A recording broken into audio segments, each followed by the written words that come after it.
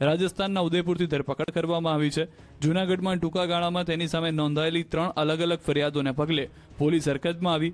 ધરપકડ બાદ કીર્તિ પટેલને ચુસ્ત પોલીસ બંદોબસ્ત વચ્ચે 22 ફેબ્રુઆરીના રોજ જૂનાગઢ લાવવામાં આવી।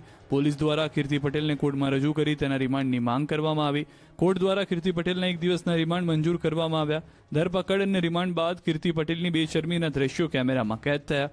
પોલીસ કસ્ટડીમાં હોવા છતાં કીર્તિ પટેલના ચહેરા પર કોઈ પસ્તાવો ન દેખાયો। પોલીસ વાનમાં કીર્તિ હસતી અને મીડિયા સામે હાથ હલાવતી દેખાઈ। કીર્તિ પટેલ કોર્ટમાંથી બહાર નીકળતાની સાથે જ મીડિયાને ટાટા કહેતી જોવા મળી હતી અને પોલીસની ગાડીમાં બેસતાની સાથે સ્માઇલ કરતી પણ જોવા મળી।